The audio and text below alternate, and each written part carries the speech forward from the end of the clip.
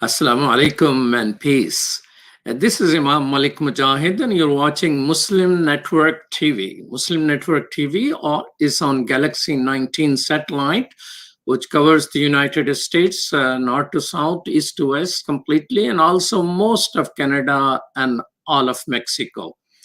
We're also streaming on OTT devices like Apple TV, Amazon Fire TV, Roku, and you can download our app. So watch it on your cell phone. Just look for Muslim Network TV. App is available on iPhone and Android, both platforms. Our website is muslimnetwork.tv. America, since the founding of Israel, wanted Arab countries to recognize Israel. It's happening now. It has happening for a while, a couple of countries, but now it seems several countries.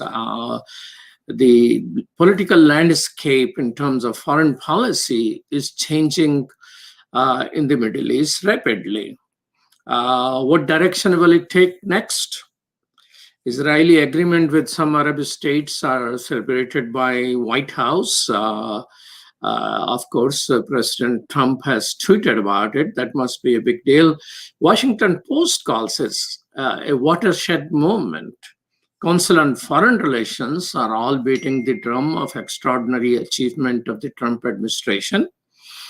Are Arabs aligning with Israel because America is withdrawing from the world? And what is behind it? Or is it the strategy of protection which UAE and Saudi Arabia are seeking vis-a-vis Iran? What will happen to the cause of freedom for Palestine? Is Israel being rewarded for not doing something which it should never have considered in the first place, like annexing most of West Bank? I mean, Palestine is hardly there. It is just cheddar cheese has, well, not cheddar cheese, what is Swiss cheese has less hole, it seems, than Palestine at this moment. To discuss all of that and what is happening around that part of the world, we have two extraordinary guests. Professor Marvin Weinbaum, welcome to Muslim Network TV. Professor Weinbaum is Director of Afghanistan and Pakistan Studies at Middle East Institute, which is way beyond Middle East, but they are part of that discussion, including North Africa. He is Professor Emeritus of Political Science at the University of Illinois at Urbana-Champaign. And with us also is Linda Sarsour. Assalamu alaikum. Alaikum salam, brother. Welcome to Muslim Network TV. Linda Sarsour is author, award-winning activist, is standing up for Black Lives Matter, where not many people from our communities are standing tall and demanding justice. And she is also former co-chair of the historic Women March, which took place more than 3 years ago. Well, Professor, tell me what is this agreement which UAE and Israel has? Well, it certainly has shaken up politics in the regional relationships. But I think that this, of course, has been coming for a good deal of time. There have been informal contacts for some months and years, indeed. But this was a big step, certainly a big step to formalize this in the way in which they have, beginning with UAE, Bahrain, Sudan, although that seems a bit shaky at the moment, and the behind the role that Saudi Arabia seems to be assuming here. And the driver on all of this is Iran. I don't think we should in any way minimize that. At the same time, we have to be honest too in saying that these same countries, and I'll include Pakistan in that as well, have given only lip service much of the time to their feeling of concern about the Palestinian issue. They have, on the public side of things, raised it, but they've never done anything. And in fact, if one goes back a few years, Saudi Arabia had already taken the initiative in recognizing Israel on conditions having to do with Pakistan, but never really followed up on that. So I think we have to keep that in mind, that this was like the Kashmir, if we can use that as an example. Everybody has something to say about it, but nobody's really prepared to go down the line on that. So what this exactly this agreement is about, it is a formal recognition of Israel, opening diplomatic things, or it's normalizing relation. What does normalizing relations include? And even if you, Linda, do you have any idea what this normalization of relation? What we're seeing is that it's being done cautiously. UAE does seem to be prepared to go further than the others in willingness here to make this visible to the public. But that's the big issue here. How much, given the years of what has been said about Israel and Palestinian issues, how can you now just simply turn around and say, well, that was all true, but there are bigger fish to fry right now. And so whatever we've said here, let's put that on the back burner. I think we can see this at two levels. One level is the elites to the elites. But I think you'll notice that Saudi Arabia never acknowledged, at least initially, that a meeting took place with Prime Minister Netanyahu, so that what was going on between the elites was proceeding at a rapid pace, but the public was spared this, and that's likely to be the modus operandi for some time. Why did you say that Sudan is, sort of fishy? I mean, have they done this or not done this, and what is it Well, what they have done? I don't know the details on this, but I have learned that the Sudan agreement is fraying at the edges here. So I really don't want to go into that, except to say that that doesn't seem to be working out exactly along the lines of what has occurred with UAE and Bahrain. Linda, what these countries are achieving through this? I mean, these agreements that are happening right now between some of these Gulf nations and Israel is really about their own self-interest as nations. And it's all for their own personal benefit. It has absolutely nothing to do with trying to normalize relations with Israel towards some sort of peace process or towards some alleviation of oppression against the Palestinian people. And I want people to really understand that this is, as Marvin pointed out, is really elites with the elites. The people of Bahrain, the people of Sudan, the nations, they are not in agreement with their governments. And one of the things that's very outrageous about these kind of agreements is that they don't even put conditions on the table. I think if you are going to make relations with a nation state, that's fine. But there should have been some sort of conditions that says, in order for us to have, open economic policy or economic trade or whatever other things come with these types of agreements, there could have been something about ending the siege on Gaza, lifting the occupation on the Palestinian people. That could have actually shielded these Gulf nations from some of the criticism that they received really from across the world. And so it's as a Palestinian, it is very unfortunate to see this happening without any regard, without any consultation with the Palestinian people or the Palestinian leadership, which is very flawed. I will not defend the Palestinian leadership as being, the people that have, unequivocally defended the Palestinian people, but still there is leadership in Palestine that should be consulted about these agreements. I mean, Marvin, it seems that this agreement didn't come as a surprise to you. Repeat that, please. It seems that you were not surprised by these agreements. They being? Did they have this type of ongoing relationship, which is just announced while they were already relating on different? Well, I'm saying at certain levels, they were already uniting. Look, as I said before, the driver in all this is Iran. That has taken priority over everything else. And for Saudi Arabia, of course, has been that for the longest time in the Gulf countries. On that, they are solidly on the same side of as Israel is. And so that is powerful enough to be the driver here in bringing them together.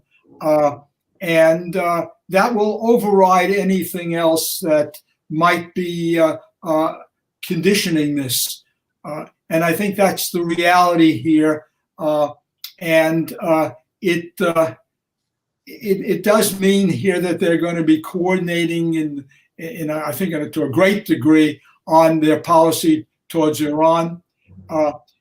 They're having, and I know you want to get to this later, they're having Donald Trump in the presidency was a very important part of this.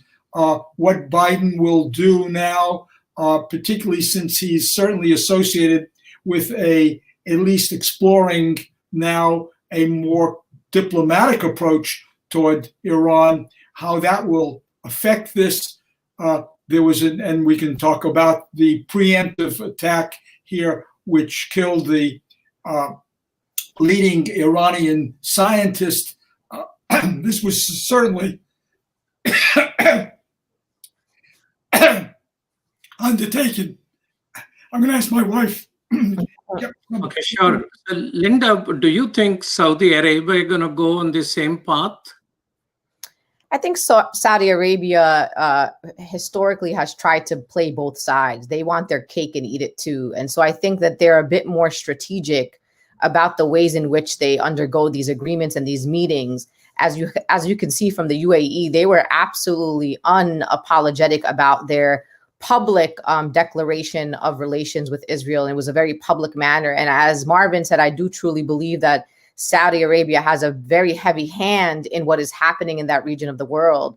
But again, also want their cake and eat it too. So you don't see them in the same public declaration as you see a country like UAE. So I would say that Saudi Arabia is central to what is happening. And as Marvin has said, I mean, they have played lip service to the Palestinian people for a very long time, just as many of these Gulf nations have. There has been some resources that have went to Gaza and others, in forms of charity and donations. But overall, the political power that these Gulf nations amass and have, they can have influence on the state of Israel, specifically when it comes to alleviating some of the oppression on the Palestinian people. But for some reason, and there are many reasons that Marvin kind of alluded to, they have not used that type of political power that they have and influence that they have to help the Palestinian people in any transformative way.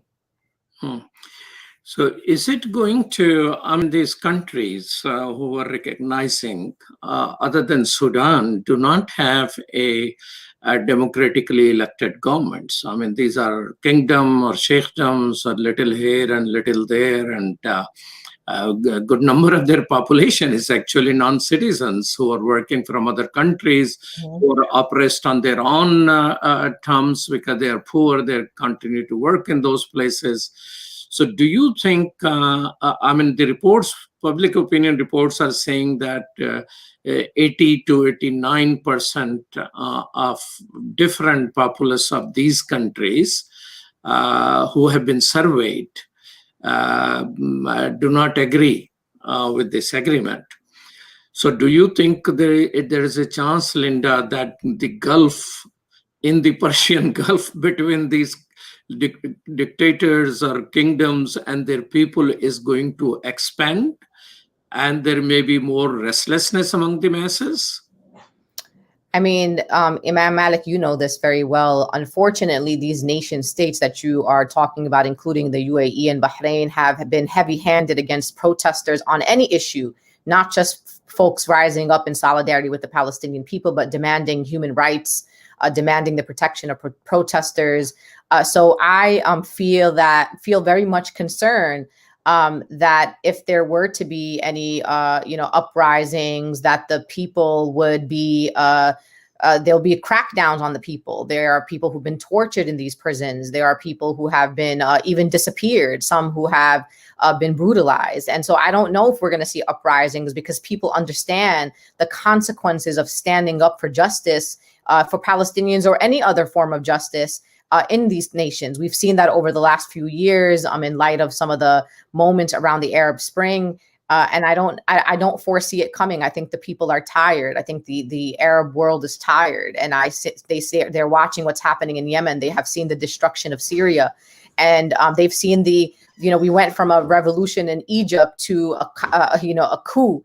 And a country right now that's also imprisoning protesters and also torturing protesters. So we are in a very sad state of affairs in the Arab world right now. So as a Palestinian, I feel sad to say this, but I don't really see that those who I know do not agree with the decisions that their government are making are going to be going to the streets in the millions. I just don't see it happening.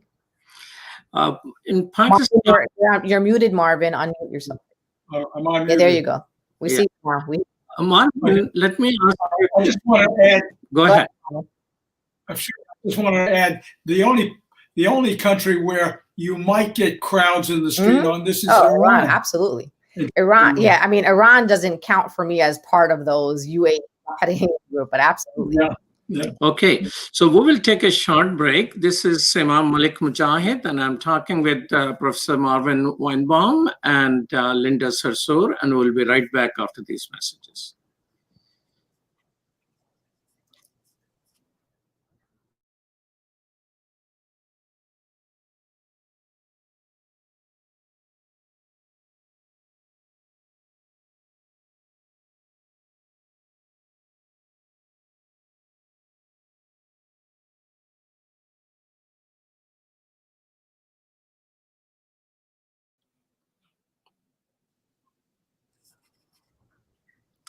Welcome back to Muslim Network TV. This is Imam Malik Mujahid, and I'm talking with Marvin Weinbaum and Linda Sarsour.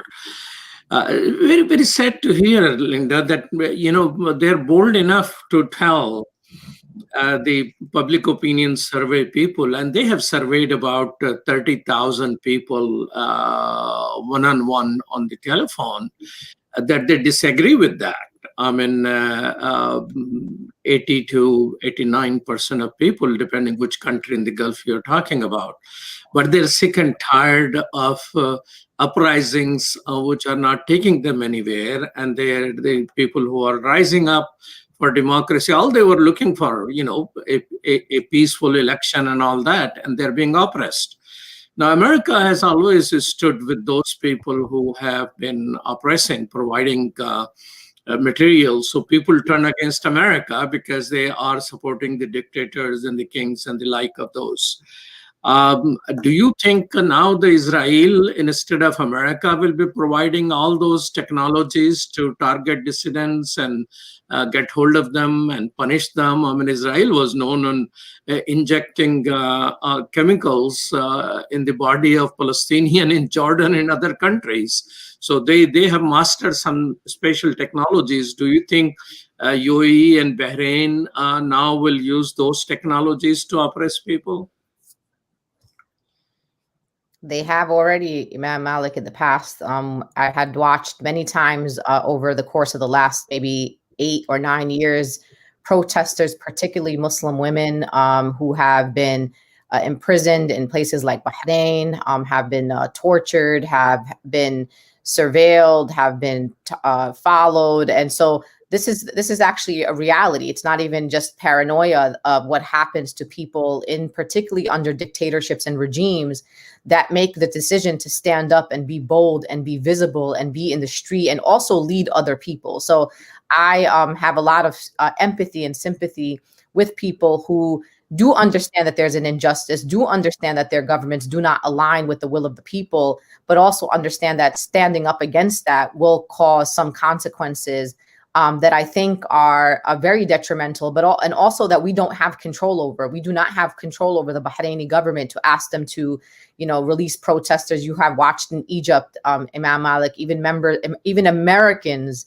who are Egyptians who have lingered in Egyptian prisons. And so it is a very hard situation for them to be in this moment. So I empathize with them. And I am very proud of those who decide, regardless of the consequences, to stand up in their nation states for justice, for whether it be for the Palestinian people or just justice for the people of those nations in general, because they too, in the country of Bahrain, when the ways in which women and also workers who are from other countries are treated, and just the type of crackdown that has happened there, the fact that there are people who are still second and third class citizens in these nations, do deserve justice that they have not received. Marvin, you being expert of Pakistan, whether there is a military or elections, for a while there has been electoral processes. People have been, free to protest and things like that. Do you think the type of pressure which Saudi Arabia and UAE are exerting on Pakistan, but Pakistani population, of course, probably have similar opinion than the other countries. Do you think Pakistani government at this moment will dare to take this step? I think it's very clear that Imran Khan's government is not going to in any way lend itself to the idea that it's prepared to normalize relations with Israel. They've got too much else on their plate anyway. Right now, they're just struggling here domestically to stay on top, to find a relationship with the military that will keep them in power. So it's very much a side issue. I don't think that Saudi Arabia is going to press it. It's not going to say we're going to break relations if you don't, but nothing like that. So I just think that the countries of the Gulf now that have taken this action are or about to take it or may take it would like to have Pakistan. After all, Pakistan is population-wise the largest country by far in the region.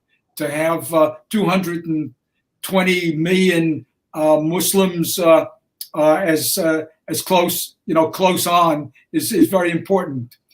No, that's not going to happen. There were overtures for recognition going back, actually to General Musharraf's time. Mm-hmm. There were serious discussion. I say serious in that at one point, then the president, General Musharraf, had said, let's have open discussion on this issue. That didn't last very long. I think the public pressure was such that although there were a few columns in English language newspapers, that was shut down pretty quickly. So that's not going to happen. But you can, if he wanted to make an issue of this, and he wanted to stand up tall for the Palestinian people, he or any number of the religious-oriented groups that protest just about everything else could very well get a very large turnout for demonstrations. But they're not doing that. As I say, they've got other fights on their hands. And so this is not going to be a priority issue. Palestine has never been a priority issue except at this level of rhetoric in Pakistan. Who are the countries, Linda, in the world, Muslim or not Muslim country, majority countries, who are standing with Palestinians firmly? That's a great question, Imam Malik. I think it kind of changed over the years, and especially with changes of different regimes. And also when we define what help is, I think help it could be in different ways of support, is sometimes financial and financial resources to the Palestinian people. Oftentimes it's political pressure on the state of Israel. The countries that have been in solidarity with the Palestinian people have been many of the North African nations, including Algeria, and also making the distinction between the peoples and the nation states. Like I know, for example, from traveling around North Africa, knowing that like everywhere you go in a place like Algeria, for example, even in Morocco, there's a lot of solidarity with the Palestinian people. And as you know, from the time of, and people can have their criticisms of Muammar Gaddafi for sure, and I understand that there are many criticisms of his leadership, but he was in unequivocal solidarity with the Palestinian people. People, of course, this from, the times of, Iraq being in solidarity with the Palestinian people. But unfortunately, over the last 20 years, as you know, we have literally decimated the country of Iraq. The solidarity, Imam Malik, is all over the world. Really, it is amongst the people. The majority of the actual people of the nation states are in solidarity. The issue is that oftentimes many of the governments are afraid of retribution for standing in solidarity with the Palestinian people. They are afraid of their relationships with the United States government because of their unequivocal support of the state of Israel. So they are afraid of their standing. I mean, we've seen many nation states in the United Nations recently, as you saw, there was a vote in favor of the Palestinian people in the UN, and pretty much every nation voted for it, except for Israel and except for the United States and some countries that I'm not going to say are irrelevant, but are quite irrelevant in the political sphere, like Guam and, some nations that I'm not very familiar with, some islands and things like that. So that the solidarity is there. The issue is the actual fundamental unity to stand and put pressure on the state of Israel, maybe in the forms of economic boycotts or in forms of breaking economic trade relations or things like that, would be very immensely helpful to the Palestinian people. But really, none of those nation states in recent times have really went that far. And I think Iran continues to be the biggest threat to the state of Israel and in that region. And so that is why you see a lot of the kind of poking and probing and the recent assassination of the top scientist in Iran, which I think is something that I still don't understand what the ramifications of that are going to be. But it sounds to me, Professor Marvin, as someone who's not an expert in foreign policy, a very dangerous situation that we found ourselves in, after the assassination of their top military leader. And now we're in the phase of the assassination of their top nuclear scientist. I would say that we are now in a very dangerous situation. Let's continue to talk about that a little bit in a minute. But one of the things which I was surprised to see, Marvin, which is being said by several people, it is the Palestinian who continue to refuse any agreement with Israelis. Otherwise, there would have been an agreement. What do you think about that? Well, look, it's a Palestinian issue, which obviously has always been the rub here. I don't think there's any question about that. But nations pursue ultimately their own self-interest, and they in their rhetoric may suggest otherwise. So I think that's what we have here. Linda, I think you would also agree here that the difficulties politically within Palestine, among people in Palestine, has played into this too. The disunity there, the struggles that are going on there. It has not been, let me put it this way, had there been a unified leadership and figures like Arafat, who, for whatever else he stood for, was able to very much unite people. The lack of that for these decades now has really weakened the Palestinian appeal here and made it obviously easier for Israel to be able to do pretty much what it wanted to do and to manipulate the situation. So I don't think we can overlook that. You're Absolutely. watching Muslim Network TV, and we're talking about shifting foreign policies in the Middle East. And we have Professor Marvin Weinbaum and Linda Sarsour with us. When we come back, we'll talk about what difference Biden administration will make and the variable of Iran in the Middle Eastern politics. Stay with us. We'll be right back after these messages.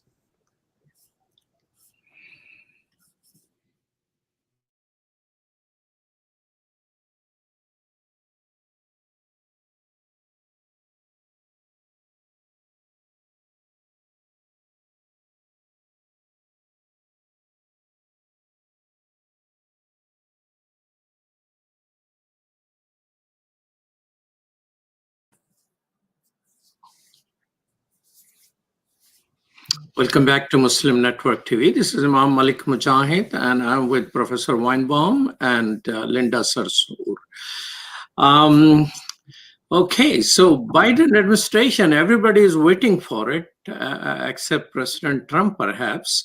What in the world is he going to do? Will he have enough time dealing with anything in the world except what is left behind?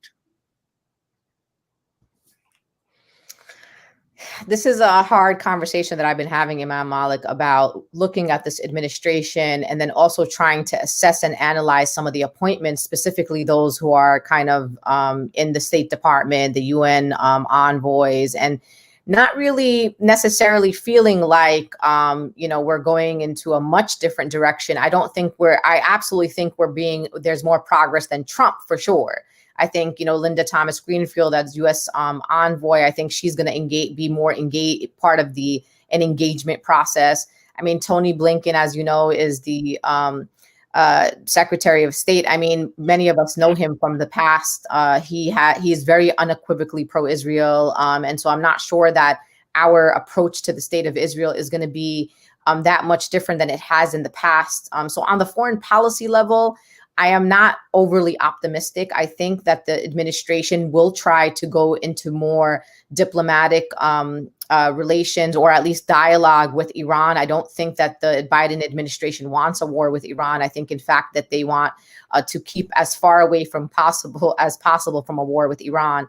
But overall, I don't see generally a different a foreign policy. I think that there is much more opportunity for us to work on a domestic level and work towards some progressive domestic policies than I do have hope in a foreign policy under this administration. Just knowing the history of Biden under the Obama administration and just knowing his particular views on Israel and his relationships, I don't know. I just don't see it. I think Professor Marvin might have a better analysis because of his long track record of work. But for me personally, I don't feel that optimistic. Professor Marvin, America is consistently in support of Israel.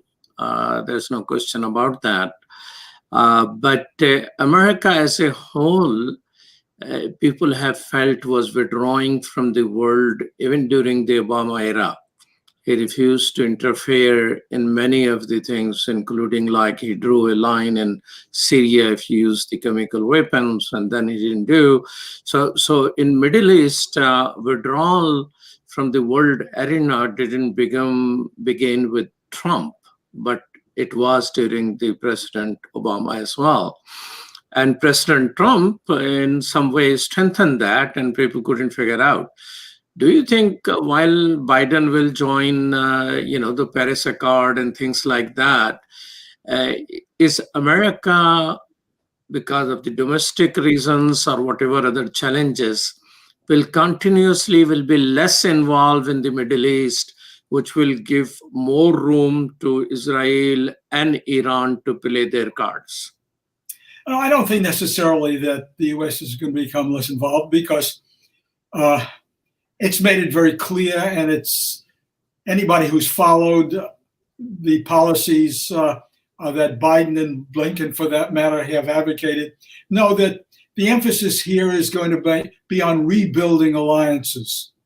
Now, that doesn't refer to Israel, obviously. If anything, clearly Netanyahu was not wrong in supporting, as far as his interests were concerned, supporting the Trump administration. He got from the Trump administration concessions that the Democratic regime would never have given. And of course, the relocation of the embassy was just one of those. But what is going on now at this very moment is the green light that has been given to further development in the West Bank. These have been standard no-nos for the Democratic administration over all these many years. And it's going to be very difficult for the Biden administration to backtrack on all of those. No, the embassy is not going back to Tel Aviv. That's pretty clear. But at least there will not be the cheering on of the settlers here and the general encouragement here for them to further encroach in the West Bank. So I don't think that it's going to be exactly the same. And again, I put the emphasis here on alliance building. And that means that the Middle East is not going to go away, no more than ultimately Afghanistan and Pakistan are going to go away now. The world is far too integrated now. And now that we have issues like global terrorism and nuclear proliferation very much being at the forefront, America first here is not going to work. And so, no, I don't see a recession here from engagement in the Middle East. But as far as Iran is concerned, that's going to be very difficult to go back to where the Obama administration was. I don't think it's going to be politically feasible for this new administration that's coming in to be able to simply say, let's just pretend that the Trump years never existed and let's go back to that. No, Iran's own activities, and as Tom Friedman pointed out in a column in the New York Times just the other day, the fact that now Iran has precision-guided missiles, and those were used in the attack on the Saudi oil fields or oil production facilities not that long ago. That could be a game changer here. The Israelis have already presumably shared some of this technology and hardware with friends in Lebanon and elsewhere, and so that changes the equation a great deal, and it means that a Biden administration, in negotiating now with Iran, cannot ignore that. It's got to build that some lid on that into any agreement, any diplomatic agreement. It's not going to be a return to the Obama administration as far as diplomacy is concerned. So there are two things vis-a-vis Iran.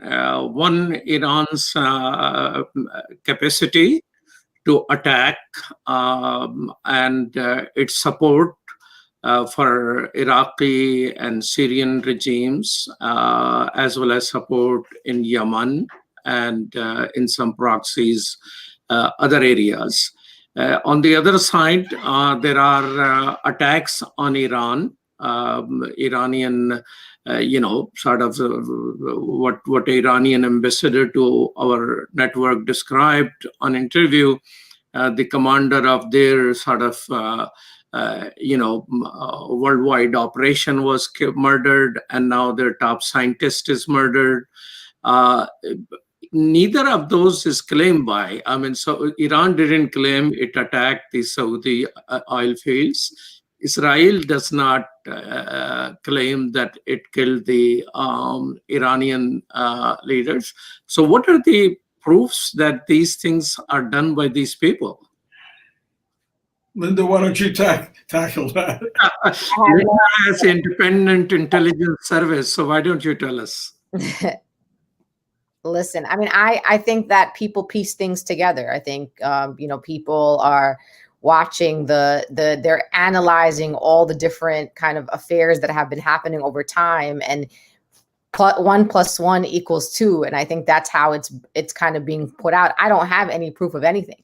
It just seems pretty clear to me. I think any intelligent person could understand why it would be in the interest of the state of Israel, for example, to eliminate the top nuclear scientist in Iran. I also do understand that it makes sense for someone to come to the conclusion that the Iranians are the ones that hit the Saudi oil fields. I mean, it's everything that's been playing out. It just seems clear. But to your point, Imam Malik, I personally don't have any proof of that. Marvin probably has a better analysis as an expert in this area. You're absolutely right. As the young people say, that's the word on the street, Imam Malik, and that's the word on the streets. Okay. That's the narrative that has been picked up both by some media outlets and analysts and other experts, just on those particular. So Marvin, this is one place in America where word on the street and the word in the think tank seems to align itself. So tell me, so both things are going to be part of Biden administration's headache to discuss, and part of Iran attacking others, and is America in a position to stop Israel in any way in these type of extrajudicial and extra, what type of international law govern these things? Imam Malik, I think it's recognize that the United States has put restraints on Israel. Israel very likely would have carried out a number of different actions over recent years if the United States had been willing to sign on. So it's not that the U.S. does not have influence on Israel and what they do. This latest was clearly intended to limit the options that the incoming administration had. It's been very successful in doing that. But there are any times, again, I don't have any proof on this by any means, but times when Israel might have taken a more aggressive position than it has on Iran, including military operations, as against the kind of assassinations which are of a different order than a actual use of missiles or planes against Iranian targets. So I think we have to recognize that, and those restraints, such as they are, will continue to be there. For this reason alone, whatever Israel does, the United States is going to be credited with. And so you don't want to be the tail on the dog here. And so that's the main reason the United States has been very cautious in what it is willing to approve, because it's going to take, like it or not, whether it's involved in any way or not, is going to have responsibility thrown on it. So Iran, when US killed one of its commanders, it retaliated to a United States base, and President Trump said that, well, it didn't do anything except cause little headache. Do you think the current killing of the Israeli scientist, Iran in its time, is going to retaliate against the United States or against Israel? They have already reacted in that they have made a number of taken a number of actions here in boosting their nuclear program, and they've been public on it, and they have threatened to keep the international inspectors out. They are increasing the level of their the refinement of fissurable material. This has been the kind of response. Politically, they've got to do something. But I suspect for the moment, this is the sort of action we'll see. They don't want to, they don't want to play into the hands of the Israelis now by taking military action, which then will necessarily bring the United States in. What Iran wants above all is a relaxation of the sanctions. This is has to keep in mind, this is what their objective has to be. Those sanctions have grievously hurt the Iranian people. Mm-hmm. And so is there a track record of or any evidence that Iran has ever retaliated against Israel? Directly against Israel? Yes. No, it hasn't, because this would give Israel just the excuse they want to argue that we have no choice but to respond in a maximalist way. Let's talk the United States. We talked about people's opinion in the world. What is people's opinion in America about giving Palestinian right of self-determination and their own state? What is the public opinion about that? Is public opinion going to have any influence? You mentioned, Linda, that the appointments he has made, none of them may care for the opinion of, Palestinian. But what is the public opinion in America, where America stands in terms of understanding the Palestinian rights for life? Mm-hmm.